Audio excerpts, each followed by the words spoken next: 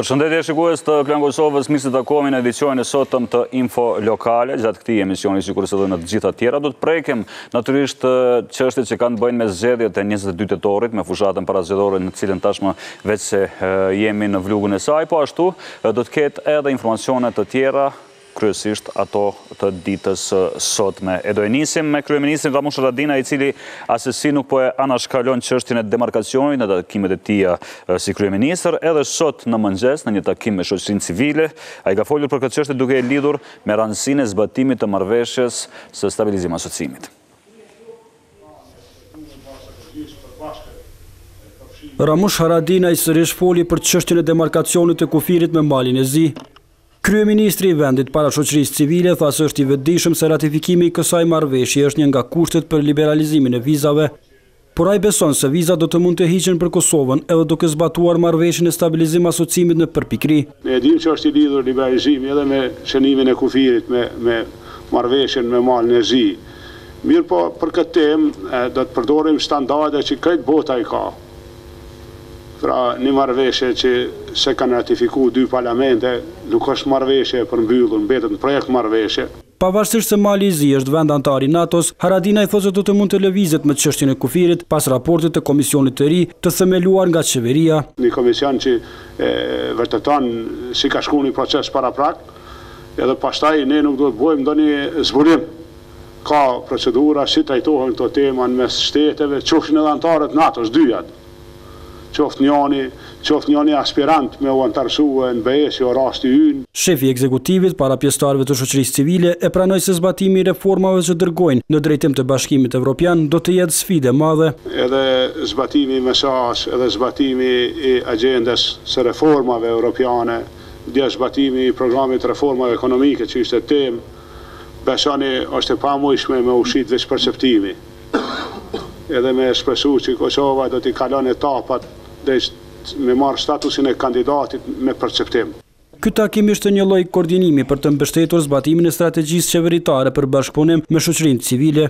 Kryeministri Rafuna ka porositur këta të fundit që të jenë shumë kritik dhe aktiv në korrigjimin e gabimeve të mundshme nga ana e institucioneve.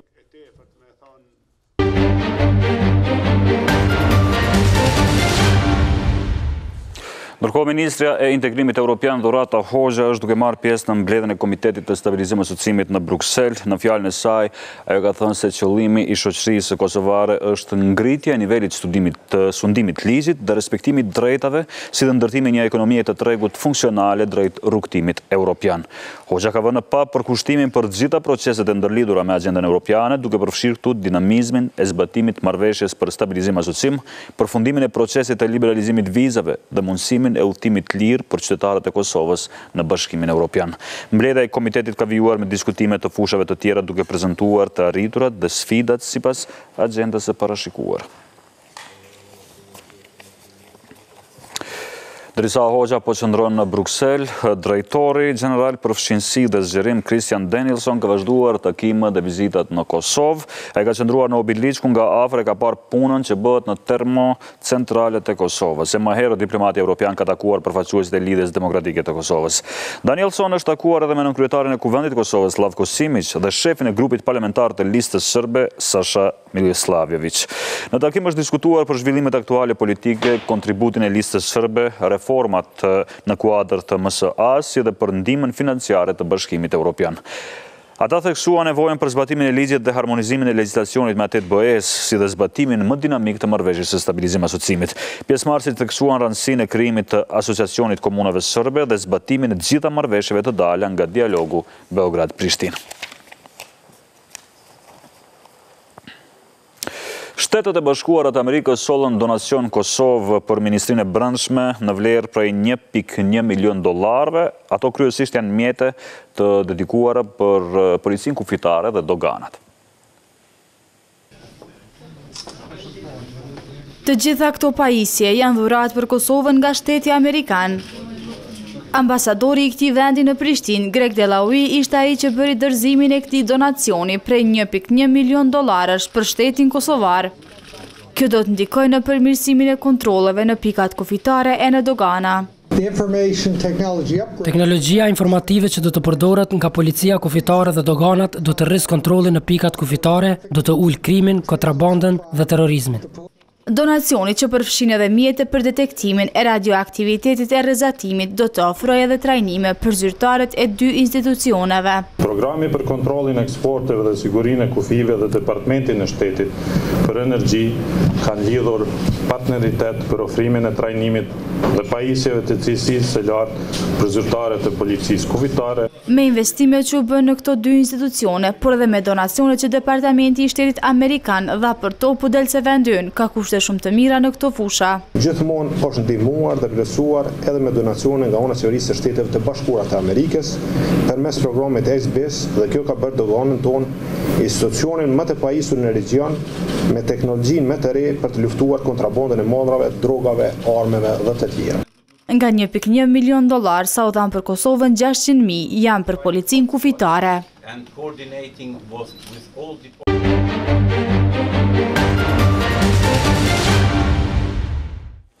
Banka Qendrore e Kosovës ishte një koqirri një organizimi që për qëllim kishte edukimin financiar të trinjve, pjesë e tij ishin trinj nga gjitha vendet e rajonit. Prishtina u bë vend takimi një grupi rajonal për edukim financiar të rinjve. Ky takim u organizua nga Banka Qendrore në bashkëpunim me shoqatën e bankave dhe disa organizatave të tjera. Këtu tha se për shkak të zhvillimeve të hovshme të sistemit bankar, është shumë e nevojshme të ketë edukim për të rinjët në këtë fushë. Qytetarët vazhdimisht të kërkojnë informata për të krahasuar kushtet dhe afatet e produkteve financiare dhe më e rëndësishme është që ata të ngrejnë zërin e tyre në qoftë se ndeshën në probleme. Se ka nevojë për edukim të mëdhutjeshëm financiar, e tha edhe dikush tjetër. Nuk është zhvilluar edukimi financiar krahas zhvillimit të gjitha produkteve bankare dhe produkteve të shitjes. Prandaj e kemi parë të rëndësishme që edhe pjesa e edukimit financiar të ecë në një hap me zhvillimit të sektorit bankar. Edukimi financiar mbetet objektiv edhe i bankave në Kosovë. Ne jemi të rinj dhe dua që t'ju tregoj që kemi filluar me një përvojë shumë të ulët, por mendoj që kemi arritur shumë në këtë fushë. Hapi i parë ka qenë ngritja e dijes lidhur me njohuritë financiare tek aktorët tanë. Ndërkohë, ky grup punues rajonal u tha se do të shërbejë për shkëmbimin e përvojave mes vendeve të rajonit në këtë fushë.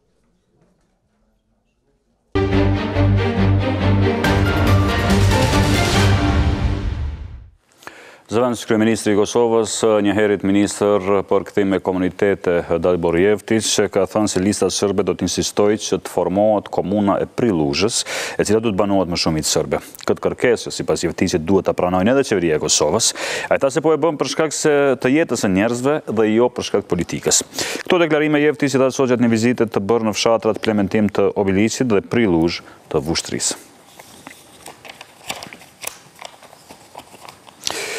Do flasim tani për aspektin e sigurisë. Policia e Kosovës në 2 raste të ndara ka arrestuar 3 persona të dyshuar për posedim të substancave narkotike. Personi i parë është arrestuar rreth orës 14 në një shkollë në fushë Kosovë, ku të miturit ishte gjetë dhe konfiskuar një sasi e substancës së dyshuar narkotike. Ndërsa 2 persona të tjerë, 19 dhe 23 vjeç, janë ndaluar nga njësitë policore në Lipjan, derisa të dyshuarit ishin në një automjet duke lëvizur. Në automjet, pas një kontrolli, policia ka gjetur dhe konfiskuar një sasi të substancës narkotike. 3 personat e dyshuar me urdhër të prokurorit të shtetit janë liruar në procedurë të rregullt në drejtorinë rajonale të policisë në Prishtinë, që nga janari i vitit 2017 deri më sot janë iniciuar mbi 240 raste të posedimit paligjshëm të narkotikëve. Një person që u lëndua ditë më parë në aksident të trafiku ka vdekur. 20 vjeçari me iniciale VV ka ndruar jetë në qendrën klinike universitare të Kosovës, ku ishte edhe duke u trajtuar. Viktima ka qenë i lënduar në aksidentin e trafikut të ndodhur më 30 shtator në rrugën Driton Veliu në Mitrovic. Trupi i viktimës është dërguar në Institutin e Mjekësisë Ligjore për obduksion me urdhër të prokurorit të shtetit.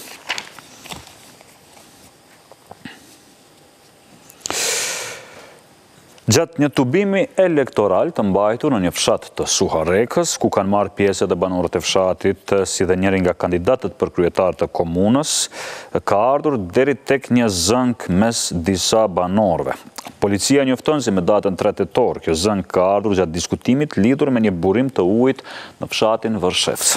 Njësitet policore kanë dalë në vendin e ngjarjes dhe është arrestuar një dyshuar i cili pas intervistimit me urdhër të prokurorit është dërguar në mbajtje. E bardhësi i listës së pavarur për këshilltar në komunën e Kërçovës, Alita Bazi, i cili u qëllua me 27 shtatorë në një incident Kërçov, ka ndruar jetë në këtë mëngjes në njërë nga kliniket e Shkupit si pasojë e lëndimeve të mara. Në incident për krah tij u lënduan edhe shefi i shtabit të tij zgjedhor Destan Abdiu dhe Shaban Dalipi, të cilët gjithashtu janë në spital. Abazi u operua një ditë pas incidentit dhe deri para disa ditëve ishte në gjendje stabile. Nga prokuroria themelore pas hetimeve të kryera njoftuan se Abazi është qelluar nga personi me iniciale AA pas shpine, ndërsa sipas Ministrisë së Punëve të Brendshme ky rast nuk është i lidhur me procesin zgjedhor. E Komisioni Qendror i Zgjedhjeve në Prishtinë mbajti mbledhjen e radhës të kryesuar nga vetë kryetaria e këtij institucioni Valdete Daka. Në këtë mbledhje KQZ akreditoi grupin e radhës të vëzhguesve të zgjedhjeve lokale. Nga zyra për regjistrim të partive politike dhe certifikim, u bë ditur se ky është grupi i 5 i vëzhguesve. Bëhet fjalë për 6548 vëzhgues të tjerë. Deri më tani numri i vëzhguesve të akredituar nga KQZ-ja për vëzhgimin e zgjedhjeve lokale të 22 tetorit ka arritur në 31665 vëzhgues.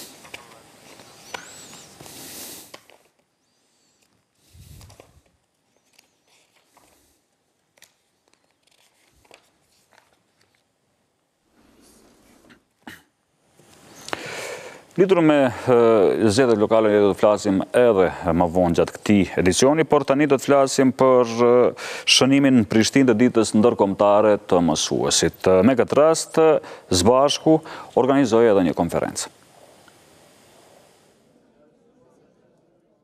Nuk është 8 marsi, megjithatë mësuesit janë mbledhur për të shënuar ditën e tyre.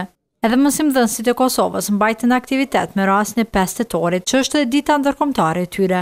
Me këtë rast, Sindikata e Bashkuar e Arsimit, Shkencës dhe Kulturës organizoi një konferencë me temën Liria mësimdhënies i fuqizon mësimdhënësit. Kreu i Zbashkut, Ramanja Shari, kujtoi vitet e 90 dhe sakrificën e mësimdhënësve. Ata mbrojtën ëndrrën për ditë më të mira dhe kjo ëndër u bë realitet fal luftës heroike të biva më të mira të atë dheut që me emblemen e uqekes i sodhen lirin këtij trulli dhe ja kthyen butësirqen në fytyrat e fëmijëve të Kosovës. E zëvendës kryeministri Enver Hoxhaj tha se ishin mësuesit ata që nisën dhe zhvilluan idenë për lirinë e Kosovës. Nëse mësimdhënësit në pjesë të ndryshme të botës kanë pasur rol edhe në lëvizje politike, edhe në lëvizje sociale, edhe në lëvizje profesionale të emancipimit të shoqërive përkatëse, në Kosovë liria dhe pavarësia e Kosovës fillimisht kanë lindë në zemrat dhe në mendjet e nxënësve dhe mësimdhënësve para se të jenë pjesë e çdo shtrese të shoqërisë. Kurse Femi Hysenaj, shef i kabinetit të ministrit të arsimit, Shqyqyre Bytyqi, u shpreh se kjo qeveri do ta ketë prioritet arsimin. Ndërsa rektori i Universitetit të Prishtinës, Mariam Dema, profesionin e mësimdhënies e cilëson si më të dobishëm për shoqërinë.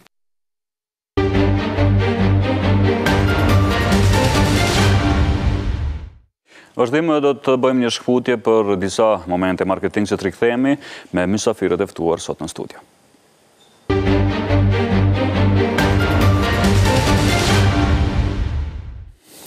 Kthehemi në studio në Info Lokale, do të bëj prezantimin e mysafirëve që sot në fakt janë të ftuar në studio. Është Vala, Prekazi, Miftari, kandidate e Partisë Demokratike të Kosovës për asamblejiste në Prishtinë. Mirë se keni ardhur. Nga Lidhja Demokratike e Kosovës është zonja Jeta Rafuna Hasani, po ashtu pra kandidate për të marrë një ulse në Asamblejën e Prishtinës. Si dhe në krahun tim të majt është kandidatja nga lëvizja vetëvendosje, zonja Visare Gorani. Mirë se keni ardhur. Është ndoshta një sfidë për sidomos për gratë kur mësojnë politikën, që pavarësisht edhe të gjitha obligimeve të tjera që i kanë, dhe thotë kontributin e tyre duan të vojnë aty ku t'i shërbejnë popullit. Ju keni marrë një iniciativë për të hyrë në një garë që të bëni kandidate për që të bëni në fakt asambleiste në komunën e Prishtinës. Do e nisim me ju, zonja Visare. Cila ishte ajo që ju shtyu ju të merrni një hap t'il që t'jam syni e fillimisht politikës e më pas edhe garës për të marrë ulsen e asambleistës? Faleminderit për pyetjen. Edhe pse unë mendoj që nuk është sfidë vetëm për gratë, por sfidë edhe për burrat, besoj që është sfidë e barabartë kur të hyjë njëri në politikë. Keni më shumë obligime në jetë se sa burrat, ndoshta. Faleminderit që po e dini dhe faleminderit që po e bën kështu publike këtë çështje. Po, shumë e vërtetë se gratë kanë obligime, sidomos në shoqërinë tonë, kanë obligime përveç se punës, nëse je në punë, ke obligime edhe ndaj shtëpisë dhe ndaj familjes.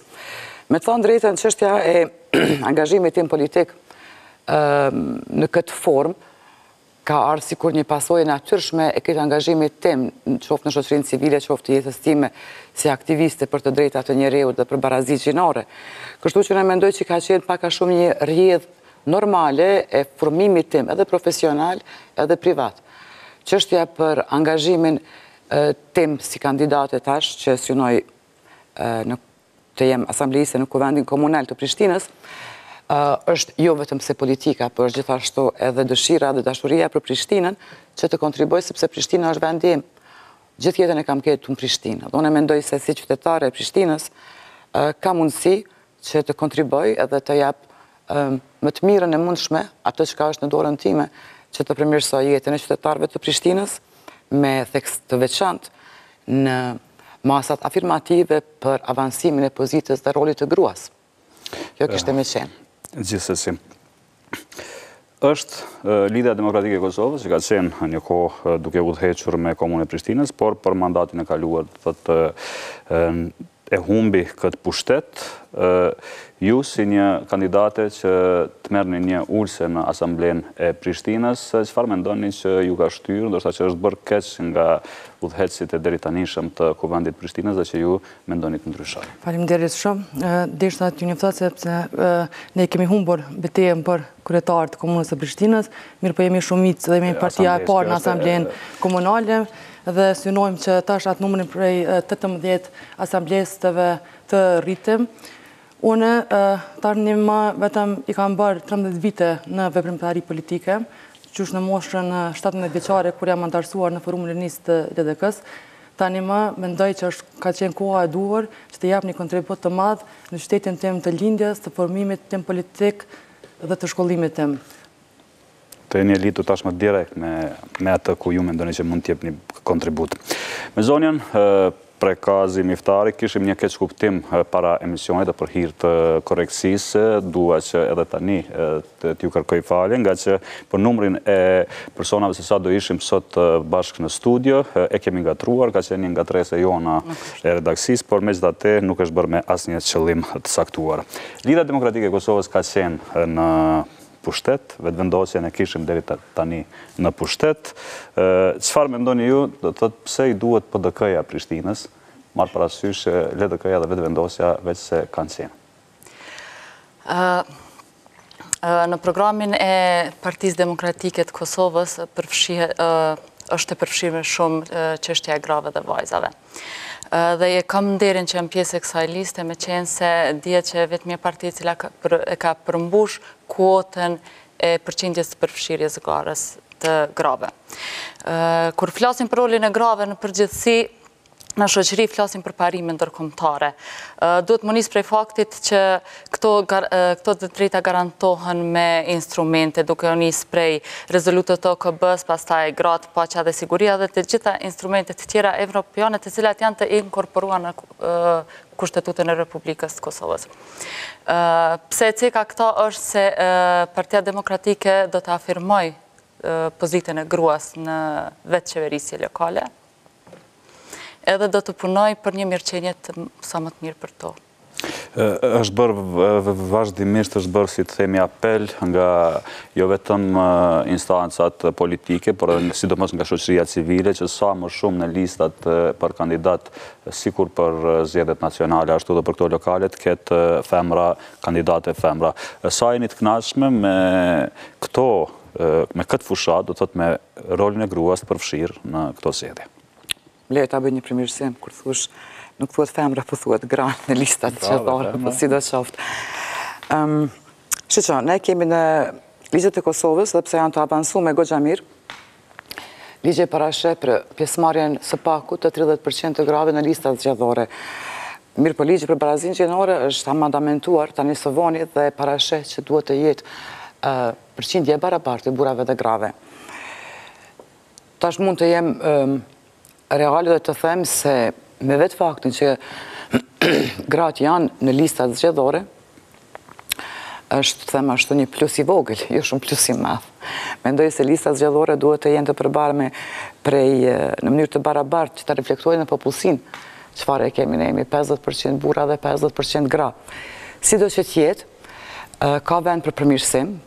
Pozita e grave në Kosovë nuk është ajo më e mira se që kishim dashur, ka vend për të dëshiruar, po pikërisht kjo është edhe arsyeja që gratë në lëvizjen vetëvendosje edhe angazhohen, por nuk janë vetëm gratë, janë edhe burrat që angazhohen për barazinë sociale, për zhvillim të qëndrueshëm, për drejtësi e njëkohësisht edhe për avansimin e rolit të grave në shoqëri. Kështu që unë mendoj se është pak e pandershme të thuhet se sa jemi të kënaqura, se ajo pak po e indikon edhe përgjigjen. Nuk kemi, askush nuk mund të jetë i kënaqur me vendin nëse ai jep dikush. Vendin duhet të lufton secili për mënyrën e vet. Kështu që dhe duhet edhe gratë, edhe burrat bashkarisht të bëjnë që të gjithë qytetarët e Kosovës, edhe normal, këtë rast po flasim për Prishtinën, që të jenë të përfaqësuar, që qytetarët të kenë të drejtë të marrin pjesë aktive në jetën publike, shoqërore, ekonomike e të tjera. Ju thoni se subjekti juaj, cili të takoni vetëvendosja, si të themi në rolin e gruas në parti e ka goxha të rëndësishëm, po si është e mundur që në asnjë komunë ndoshta nuk është duke kandiduar me ndonjë kandidate për të parën, të themi ashtu të komunës. Shumë pyetje me vend. Edhe unë e kam bërë këtë pyetje, kur ta marr përgjigjen të tregoj. Unë mund më përgjigj këtu. Vetë fakti e dini që Partia Demokratike e Kosovës i ka 3 kandidate për kryetare të komunave, është Mitrovica se presidenti i ZPS. Përveç kësaj edhe në Prishtinë, me qenë se jam aty pjesë e saj, edhe aty ti themi ka përmbush ligjet dhe jemi dikon 30% të grave, vajzave në listë për kandidaturë. Mendoj që nuk është krejt, po me gjitha te... Normal që tha dhe Zoja, na nuk do të më kënaqen me këtë kuotë. Mirë, po deri për tani jena të shku shumë mirë. Lidha Demokratike e Kosovës në listën zgjedhore për Prishtinën i ka 18 femra në garë dhe ne synojmë që si vjet në këtë mandat të zgjedhemi ose të fitojmë votat 50-50, të jenë 50% femra. Lidha Demokratike e Kosovës e ka dëshmuar të kaluarën, ashtu edhe në zgjedhjet nacionale që 90% të grave në listë kanë fituar me vota të veta, nuk kanë fituar mbas kvotës. Që besojmë shumë që edhe në zgjedhjet lokale do të hyjmë me votat tona, jo vetëm për të përmbushur kvotën për 30%. Gjithashtu, deshta të cekë dhe një gjë, ne besojmë që do të fitojmë komunën e Prishtinës me kandidatin tonë zotin Arbana Brashi dhe ai ka premtuar dhe besoj dhe gjithsesi do të realizoj që 6 prej drejtorëve do të jenë femra apo gra. Sigurisht që synimi i secilit prej jush është që të fitoj një ulse në asamblen e komunës së Prishtinës dhe nga aty t'jap kontributin direkt për problemat e shoqërisë. Por natyrisht para ambicieve politike do të kisha dashur të prekim më shumë këtë çështjen e rolit të gruas në shoqëri, posaçërisht në politikë, do të thotë mendoni që ka mjaft gratë cilat janë të inkuadruara në skenën politike, si dhe a ka mjaft përfaqësim të gruas në skenën politike? Shqyqë, këtu jemi, po bëjmë të ashtë bisedën e pjesëmarrjes së grave, apo të rolit të tyre, do të përfaqësimit të tyre. Deri tash për fat keq se roli i gruas është reduktuar shumë vetëm në numër, edhe në përfaqësimin e tyre numerik. Shumë pak ju ka kushtu kujdes edhe cilësisë, apo të themi edhe mënyrës së aktivizmit të grave, qoftë në politikë, qoftë në sfera tjera ekonomike. Kështu që unë mendoj se çështja e barazisë gjinore është çështja që i takon të gjithë shoqërisë në përgjithësi, se gratë nuk duhet edhe nuk guxojnë edhe nuk duhet të lejon askush, as burrat, as gratë, që roli grave të reduktohet në numër, se sa numra dhe sa karika dhe sa persona do t'i kemi. Ne në lëvizjen vetëvendosje gjithmonë synojmë që zhvillimi i vetdijes për rolin e pozitën e grave dhe burrave në shoqëri të jetë në mënyrë simetrike i zhvilluar. Nuk është vetëm poenta aty se sa gra do t'jenë. A do t'jenë vetëm 3 gra, a do t'jenë 5 gra, a do t'jenë 30%. Për vete, unë e marrë atë si një kuantifikimi që nuk e kam të logjik shumë. Unë e besoj se paraqitja e grave në jetën publike, në skenën publike, normalisht ka qenë duke u falendëruar kvotës e cila ka ardhur si pasojë e normalisht edhe e ligjit për kvotën. Mirë, anën tjetër mendoj se lëvizja vetëvendose ka përqafu shumë të drejtë dhe me mënyrë shumë të duhur mënyrën se si çështjet gjinore duhet të paraqiten. Nuk do të thotë që vetëm gra duhet të flasin për të drejtat e grave, apo për barazinë gjinore. Ajo i takon gjithë shoqërisë. Kështu që kuantifikimi tani se a do t'i kemi 3 drejtore, 5 drejtore, 6 drejtore, mendoj se është pak i hershëm. Unë mendoj se Prishtina edhe çdo komunë, edhe Kosova në përgjithësi, duhet ta ketë numrin e barabartë, sipas popullsisë që thashë edhe më herët. Kështu që ne mendoj se ndonjëherë pyetjet janë pak indikative dhe e japin një drejtim tjetër. Mirë, po ne mendoj se në lëvizjen vetëvendosje hapësira që gratë kanë edhe burrat kanë është absolutisht e barabartë. Që marrë parasysh edhe në nivelin qendror, sidomos ekzekutivi i Kosovës, qeveria e Kosovës, është qeveria me numrin më të vogël të grave të përfshira në pozitat ministrore në rajon. Ne kemi KlanKosova kishte edhe një kronik lidhur me këtë gjë. Prandaj është e rëndësishme që të dimë, ndoshta është mos interesimi i grave që t'i bashkohet apo të hymë politikë që tjetë vendimarëse në aspektin politik në Kosovë, apo është forma neglizhenca që mashkujt ndoshta i bëjnë burrat? Unë mendoj ka shumë faktorë që ndikojnë mos përfshirjen e grave në politikë. Njëra ndër faktorë është tradita, rrethi, shoqëria edhe mos inkurajimi i grave për përfshirjen politikë, ose jo vetëm politikë, po dhe në fushat tjera. Ana tjetër është edhe femrat nuk e kanë atë guximin ose atë frikën për gabime ose se çka do të mendoj nesër mas nesër rrethi. Të them të drejtën, unë deri po nisna nga unë edhe unë kum pas atë frikën se nëse hyn politik, cilat janë vështirësitë. Njëra ndër vështirësitë është edhe bërja e fushatës për të kërkuar votën, është një ndër sfide madhe. Pastaj mundësia për me punu, në anën tjetër është familja, e ka një sfide dhe gruaja ka një sfide dhe ndërdije në vete. A duhet të mirën me karierë, apo duhet të mirën me familje. Nuk ka hapësirë edhe sistemet publike ose ato private që e lejojnë femrat të përparoj sa më shumë. Më thonë, ndikojnë shumë faktorë për përfshirjen e femrave si në politikë ose në fushat tjera të veprimtarisë. A do të thotë që hyrja juaj në politikë do të jetë pikërisht për të ngritur zërin ndaj këtyre çështjeve që vijnë? Pikërisht njëra ndër faktorët është edhe kjo, meqense unë isha qytetare, edhe shumë probleme kemi diskutuar në parahengje, ndeja, dhe pse mos t'i përfshi këto politikë, t'i bëj publike këto problemet tona që i kishim deri tani. Mund ta përmendi edhe një rast, për shembull, në ligje është edhe trashëgimia. Po duke pas analizat, faktet analizat del që femra dikon 3 deri në 5% e trashëgojnë trashëgimin prej prindve. Pronën trashëgimin. Kjo vetë fakti që ka ndiku shumë tradita, ka ndiku familja, ka ndiku rrethi edhe mos siguria.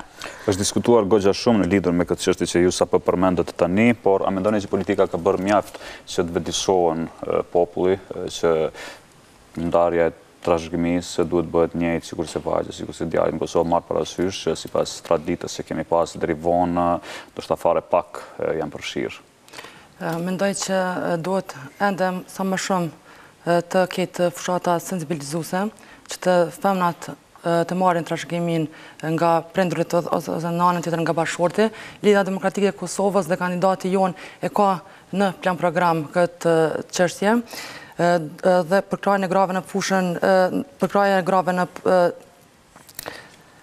përkrajen për nënat vetë ushqyse dhe gjithashtu përkrajen femnave në trashëgimi, ku ato femnat të cilat do të trashëgojnë pronën nga bashkëshorti apo nga babai, do të lirohen nga taksat, nëse do të bëjnë në emrin e tyre. Qa do bëni ju, po që se do zgjidheni asamblejisë, do thotë, cilat pikat do të prekni ju si një grua fillimisht, pastaj edhe si një antare e Lidhjes Demokratike të Kosovës, që të ndryshohen në komunën e Prishtinës, se mendoni që deri tani nuk kanë qenë si insistuar? Unë, nëse zgjedhem, do të punoj sa më shumë që të arrijmë të fuqizojmë rolin e gruas dhe të nënave, të krijojmë kapacitetet të mjaftueshme për sistemin e fëmijëve në qerdhe dhe në kopshte, që të mundsojmë nënave të realizojnë potencialin e tyre profesional dhe të jenë qytetare aktive. Gjithashtu, do të kemi trajtim të veçantë në arsim dhe shëndetësi, përkrajen e grave në të bërjen biznes, gjithashtu kandidati jonë do të implementoj fondin e vetëpunësimit në komunën e Prishtinës. Doja një opinion edhe nga ju lidhur me pikërisht këtë çështje, se çfarë do bëni ju? Shumë interesant. Unë ngritin disa çështje që mendoj që janë përtej kompetencave të komunës, sepse shumicën që zonja i përmendi, ato janë politika publike që e përfshin Kosovën në përgjithësi, se mendoj që në komunë do të kishte me qenë pak asimetrike, vetëm komuna me pas sa politika shumë specifike.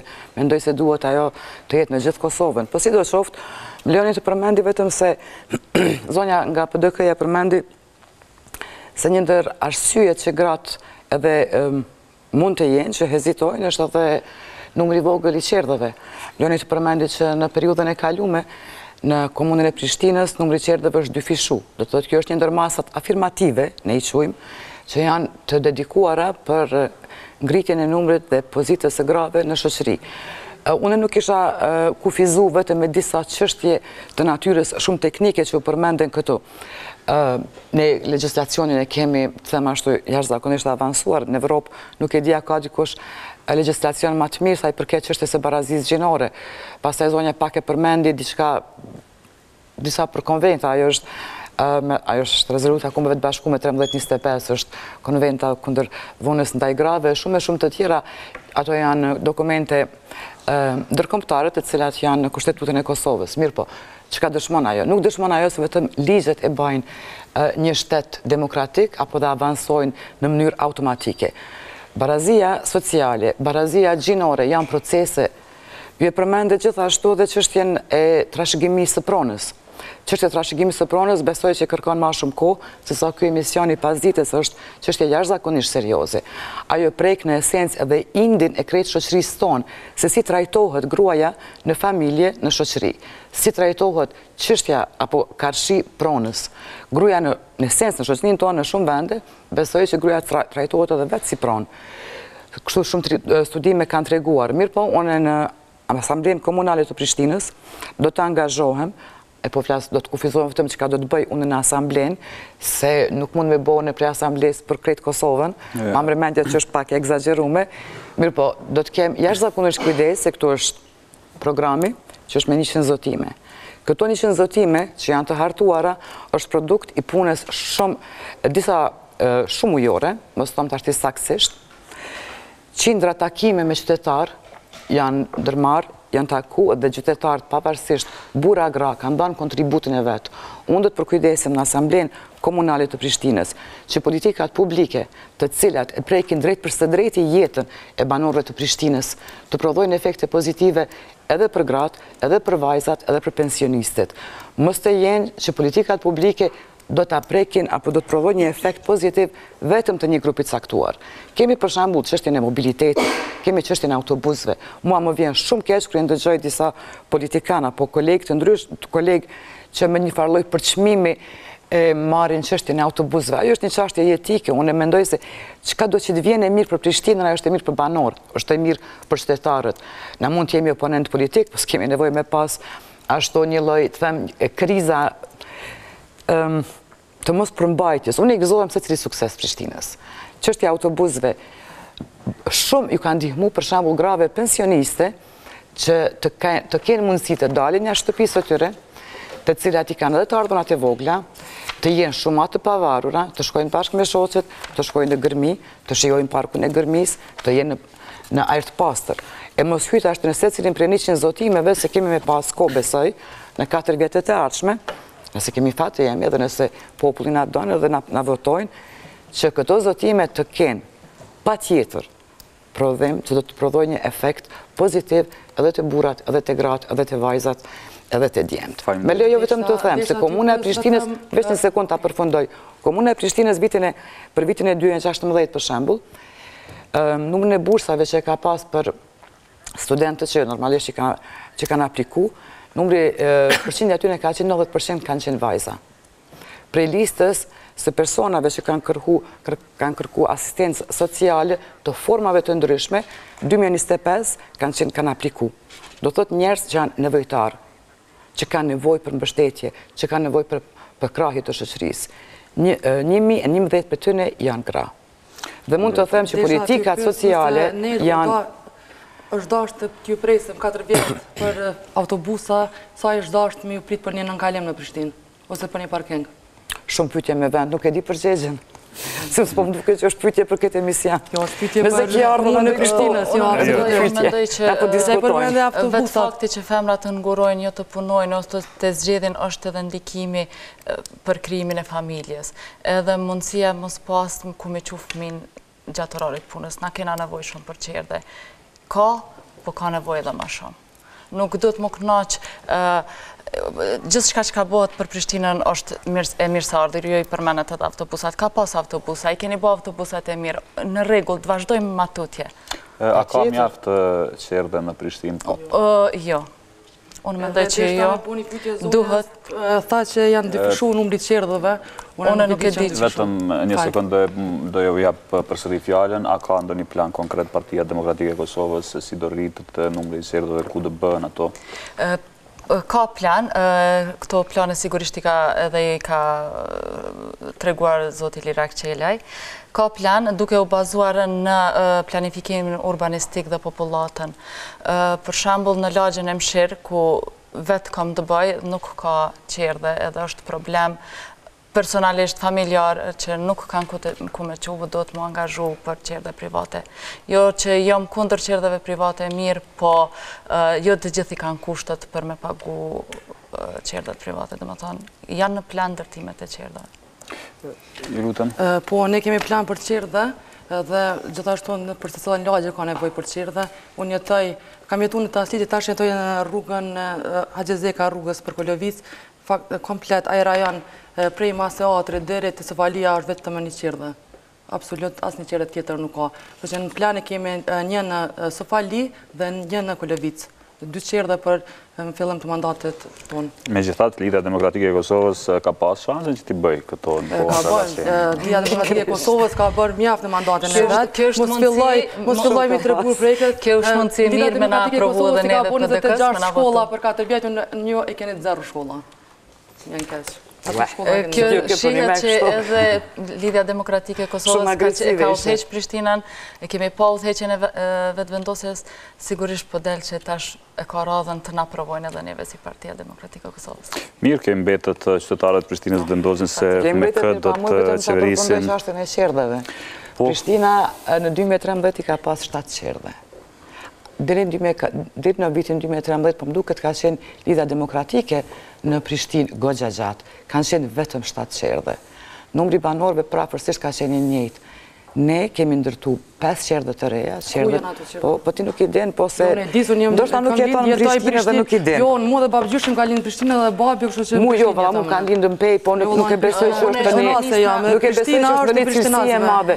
Prishtina është të gjithve. Prishtina e ka zemrën e madhe edhe Prishtina mu absolutisht nuk më pëlqen kjo qasje, se kjo qasje unë e mendoj që është pak raciste. Shumë është raciste. Prishtina është qytet që ka zemrë të madhe. Prishtina i ka prit prej gjithmonë ka pas vend. Ndash ka pas prej Medvegjës, Bujanovcit. Tuzit, Sukobinës, kujtë dush ka pas Prishtina vend? Prishtina vend i madh, Prishtina i takon gjithve, Prishtina i takon qytetarëve të vetë. Prishtina nuk e ka meritu me pru drejtoreshën prej Gjakovës, edhe keni lonë që 2 muaj keni lonë doktrina artimi pa drejtoresh. Që qenë ka pak agresive. A mu veç për të lezu shërët, botanika mati 80 fëmi, gjyrat hajvali 40 fëmi, shtëpia magjike fshati besi 40 fëmi, zinë është se din, shkronjat Alberia 3 101 fëmi. Zogjet Sofali 70 fëmi, në proces o hapjes kodra e trimave të në qërët cilat në mandatin e vetëvendosjes janë po krejtë në website, ne jemi shumë transparent, ne kemi krejtë kërkesat e qytetarëve janë të shumë. Nuk e dija mund është me gjithë website-u në shumë letë. I gjenë. Me gjithë se une që ne përjetoj, e di që nuk qëndran kjo. Po shike që s'përjetoj shikto. Na nuk do të më njësë qa kena bo, na do të më njësë prej kërkesave qytetarëve. Unë besoj që do të më njësë, kërkesat e qytetarëve janë të shumë të për me hapë. Jo vetëm 5 qerdhe, po do të edhe ma shumë me hapë. E na e garantojmë. Nëse gudzoj të them, me qenë se përmendi kjo e lagje në mëshirë, është një lagje gogja e madhe e Prishtinës dhe që do duhe i gjithësësi të ishte një qerdhe publike në atë lagje. Është e planifikuar në këtë 100 të vetëvendosjes? Qëllimi jonë dhe synimi jonë është normal që të përmirësohet cilësia e jetës së qytetarëve të Prishtinës. Nuk është çështja e luftës politike, as nuk është çështja, se mu po më vjen shumë keq kur po i ndëgjoj këto agresivitete, ju keni bo, ju s'keni bo. Unë jam për me bo për të gjithë. Unë as nuk do të kontriboj vetëm për antarët e vetëvendosjes, as nuk do të them. Prishtina është të gjithëve, pra po them. Si asambleiste në kuvendin komunal të Prishtinës, pavarësisht në gjyrimeve politike, ideologjike, çfarë do që t'jenë.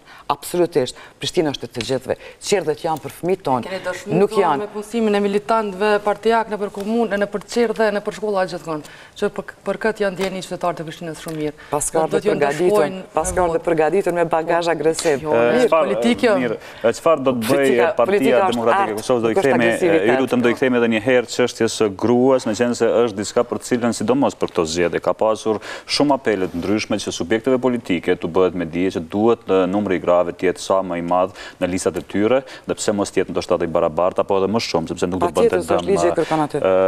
Çfarë është qëllimi i Partisë Demokratike të Kosovës pikërisht në çështjet që lidhen direkt me gruan dhe vështirësitë që gruaja i ka, e në këtë rast edhe me gratë cilat punojnë në Prishtinë?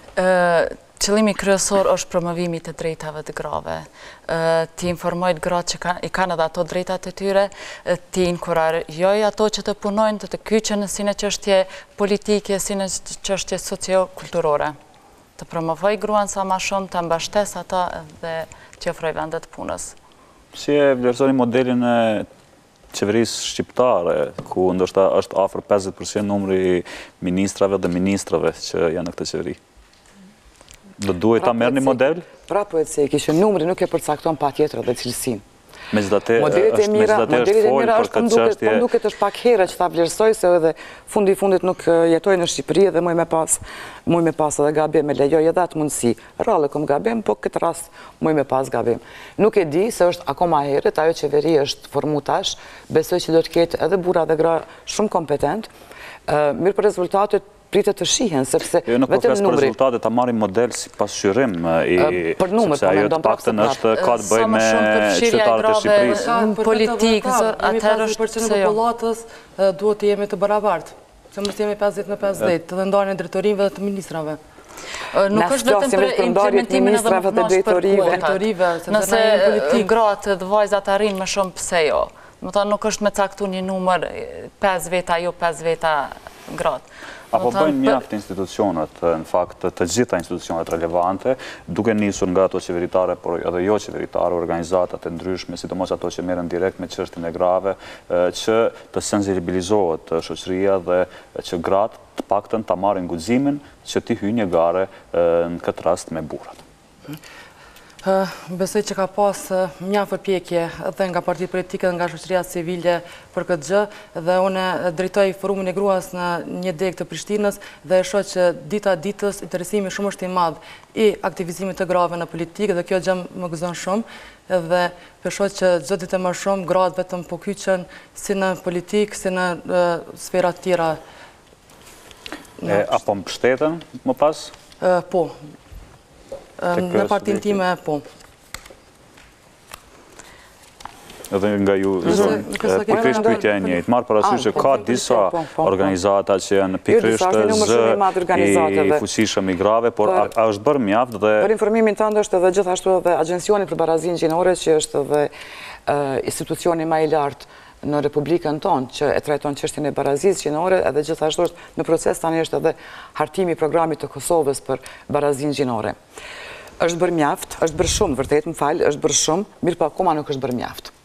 Thonë mendoj se gratë në Kosovë, ne mund të flasim ato se çka dojmë sot në këtë studio dhe mund të flasim gjithmonë se është bë. Pozita grave ka ndryshuar shumë e vërtet, mirë po shumë larg prej asaj se çka duhet të jetë në Kosovë. Ne parametrat apo indikatorët tregojnë që jemi absolutisht keq. Parametrat e punësimit për gratë tregojnë që vetëm diku rreth 18% e grave punojnë. Parametrat i kemi të turpshëm, absolutisht të turpshëm, çak edhe në krahasim edhe me Shqipërinë që nuk është ndonjë vend jashtëzakonisht i zhvilluar. Pastaj kemi çështjen e trashëgimisë së pronës, kemi çështjen e marrjes së kredive. Të gjithë këto indikatorë tregojnë shumë se ku është roli dhe pozita e grave. Ç'kuptim me çështjen e marrjes së kredive?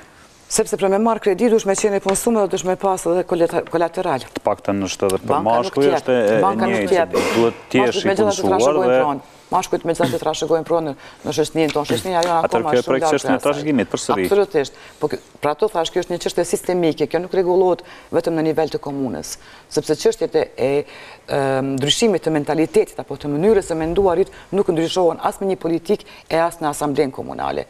Besoj që krejt shoqëria duhet të vedisohet për rolin e për mundësitë që duhet me pas secili individ në Republikën tonë. Se nuk është çështja vetëm të ketë një burr qasje në kredi. Nuk është më rëndësi vetëm të ketë një numër të gruas që është përfaqësuar, nëse zhvillimi i shoqërisë tonë nuk është zhvillim i cili i prek të gjitha porët e jetës, i cili është simetrik në zhvillim. Jo dikush të zhvillohet më shumë, dikush të zhvillohet më pak, sepse ka mundësi më shumë. Ne synojmë në përgjithësi, duke startuar prej Prishtinës, komunave tjera, po edhe në nivelin e Republikës, që të gjithë qytetarët e Kosovës të jenë të barabartë. Çështja e trashëgimisë së pronë, çështja e pozitës së grave në shoqërinë tonë është një çështje jashtëzakonisht senzitive.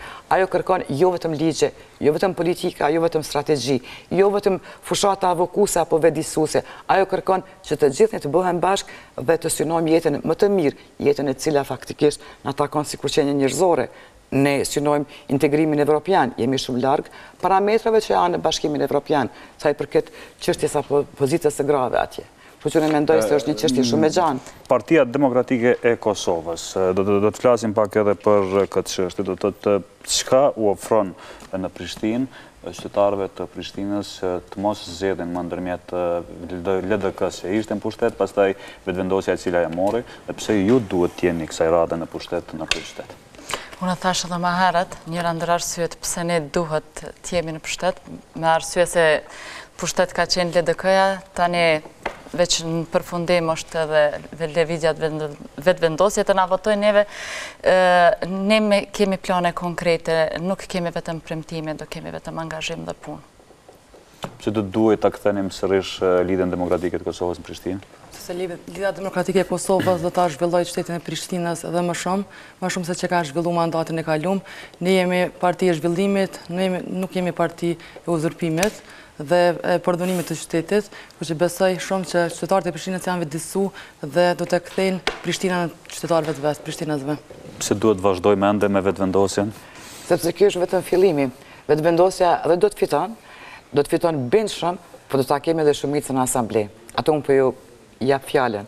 Dhe thatë që ju rrallë gabon, ja? Mund tjetë kjo një gabimi rrallë juaj? Nuk përjashtohen gabimet janë njerëzore. Mirë po, thellësisht jam e bindur, sepse kjo nuk është vetëm fushat politike, kjo është vetëdijsim qytetar dhe vetëdijsim politik. Kjo është pjesa, shpendi e ka mandatin e parë, i cili është vetëm gjysma mandatit. Mandati i do të bëhet i plot kur t'i fitojmë tani zgjedhjet, do ta vazhdojmë rrugtimin ton, do ta vazhdojmë Prishtinën, të bërit Prishtinës qytet, të bërit Prishtinës qytet me çdo vërtetës, ka edhe disa gjëra të tjera të cilat do të thotë janë thënë që do bëhen, por nuk janë bërë. Mendoni që elektorati pak a shumë edhe mund të hakmerret në këtë. Absolutisht jo, sondazhet se dhe takimet tona me qytetarë që kemi çdo ditë, kemi takime në fshatra, në qytet, në shkolla, në rrugë takohem me njerëz, se cili prej tyne ka zemrën plot, se cili prej tyne ka pritshmëni që mandati jotëm që do të vazhdohet, po do të fitohet asambleja, do të kemi shumicën e asamble, edhe ato të cilat ju i cekët që një pjesë dhe ndoshta kanë qenë në gjysmë, nuk janë realizuar të gjitha, është me gjitha të duhet të pranojmë se ka qenë një bojkot shumë i madh dhe një sabotim për asamblesë komunale të Prishtinës. Nuk mund të kuptoj si mund të dikush qytetari Prishtinës të sabotoj qytetin e vetë. Unë ato nuk e kam të qartë. Unë e Prishtinën e du, me të mirat e me të këqijat, me gropat, me pluhnin, me gjithat i du. Unë jetojmë Prishtinë, unë nuk banojmë Prishtinë, nuk teknikisht, nuk jam e Prishtinës, unë jam plotësisht e Prishtinës. Edhe kështu që qytetarët kur takohen, besoj që e ndinë shumë pasionin dhe dashurinë. Vëq mund do litë asambleja komunale? Asambleja komunale nuk ka sabotu. Vetëm kemi banu, kemi qenë kështu spektator të zemëruar se çka po ndodh me Prishtinën. Nuk e kam ndi jetën e Prishtinës. Kur ka shpendi, ka do në frim Prishtinës. Ndërsa ne asamblejistat do t'ja jepim dhe krahun Prishtinës. Edhe unë e banaj, jetojmë Prishtinë, du Prishtinën, sinqerisht, po jo me gropa. Deshta, veç mund do lyt pak të asambleja komunale, vendosjes i ka me të ketë që nuk i ka shumica në asambleje komunale, dhe për atë dhe i ka humë ndërmarrjet publike, dhe nuk ka mujtë me uzurpu ndërmarrjet publike që ka uzurpu komunën e Prishtinës, për që më vjen keq. Komunën e Prishtinës e kemi fitu me votat të qytetarëve, zoj. E kemi fitu aksidentalisht, se ju kanë ndimu PDK-ja, Alianca, OKR-ja, krejtë të mboshur. Po ti nuk po të që është politika, politika është shumë arti së mundshmes. Normalisht ti krijon koalicione. Na mundemi me qenë oponent politik. Na mundemi me qenë oponent politik, po s'kemi nevojë me qenë armiq. Na kemi jetu në Prishtinë, po më vjen keq se je shumë armiqësore, dhe ndoshta je e re në politikë, edhe nuk je ka e dinë dhe po merr pak ma shumë. Po ki kujdes se na gjithë jemi të Prishtinës. Këto na po garoj në aspektin politik. A një s'kemi që nevojë me qenë kështu? Dhe pse? E jemi të bindur sepse qytetari Prishtinës e ka vërtetu që vetëvendosja nuk qeveris me punë, po e qeveris vetë që me propaganda me Facebook. Si dolën zgjedhjet në aspektin nacional, vetëvendosja ishte goxha mirë në Prishtinë? Zgjedhjet nacionale me zgjedhjet lokale dallojnë, është dallim shumë i madh, me domos, dhe besoj që do të ndryshojnë në zgjedhjet lokale. A një të bindur që PDK-ja do të fitojë kësaj radhe? Nuk ka fituar asnjëherë kryeqytetin. Unë jam shumë e bindur që ka ardhur koha për ndryshim, e na e kena atë forcë. Si mendon ka ardhur koha për ndryshim në nivel lokal, në kryeqytet apo më zgjedh? Unë po flas në nivel lokal. Jam e bindur që tash e tutje PDK-n ka me Prishtina ka me qeverisë PDK-ja, kemi një program të kapshëm, të thjesht, të arritshëm për qytetarin. Ka frikë në vetëvendosje se mund ta humbin pushtetin nga këto dy subjekte politike që janë në garë? Po më vjen keq, por absolutisht jo. E shihni veten në balotazh apo fitore në raund parë? Fitore në raund parë. Jeni e sigurt? Asgjë nuk është e pamundur, mundet me ndodhë gjithçka. Gjithçka mund të me ndodhë, po unë jemi në rast se mirë, edhe një pyetje, jemi në minutat fundit të emisionit. Çka mendoj unë ta dhash mendimin tëm. Me do e mos unë kërkoj mendimin tuaj, sepse normalisht një personalor që Arbani kanë fitu pa balotazh. Këtë pyetje desha tua bëj, nëse do jeni në balotazh me ndonjërin nga kandidatët me PDK-n ose me vetëvendosjen, do bashkëpunojmë me subjekte të tjera të cilat nuk kanë arritur që të hyjnë në balotazh, që të mposhtni rivalin. Mendoj që ne do të hyjmë në balotazh, në balotazhin do të fitojmë. Keni ndonjë, si të themi ashtu tash me këto termat e politikës, ndonjë vit kuqe për Partinë Demokratike të Kosovës, edhe nëse do hyjnë në balotazh të mos bashkëpunojmë? Ne do të lidhim koalicion me qytetarën e Prishtinës. Si shpjegohet kjo me qytetarën e Prishtinës? Po në balotazh zhvillohet një garë tjetër. Qytetari i Prishtinës do të ketë, qytetari i Prishtinës do të votojë edhe PDK-n, edhe vetëvendosjen edhe ju, pastaj qytetari i Prishtinës do të zgjedhë, do të fitojë njërin apo tjetrin. Ti fitojmë njerë zgjedhjet, ti shohim rezultatet, janë instanca tjera të cilat përgjigjen këtë pyetje. Mirë, faleminderit. Ishte kënaqësi që sot të flasim, të debatojmë në kuadër të frymës zgjedhore, por që diskutuam edhe disa gjëra që te i kalojnë çdo frymë zgjedhore politike, është një rol i gruas, i cili se cilën herë po fuqizohet, dhe besojmë që do të shkojnë në këtë tempo, ndoshta edhe më shumë, që një ditë të jetë e barabartë si shoqëri pavarë parasysh nëse është grua apo është burr. Ishte kënaqësi t'ju kemë në studio, do të diskutojmë. Ne para se të ndahemi do t'japim edhe 2 informacione. Akademia Suedeze çmimin Nobel për letërsi do ta ndaj sot. Shkrimtari i njohur shqiptar Ismail Kadare është në mesin e favoritëve kryesor për ta fituar atë. Edhe romancieri, dramaturgu dhe eseisti kenyan Ngui wa Thong është favorit, ndërsa me njëherë pas tij radhitet favoriti shumë vjeçar Haruki Murakami. Në mesin e favoritëve të tjerë është edhe Amos Oz, Adonis dhe Don DeLillo. Industrialisti suedez Alfred Nobel e themeloi çmimin për letërsi në emrin e vet dhe pati thënë atkohë se do dëshironte që çmimi ta njohë personin i cili do të prodhojë në fushën e letërsisë veprën më të shquar.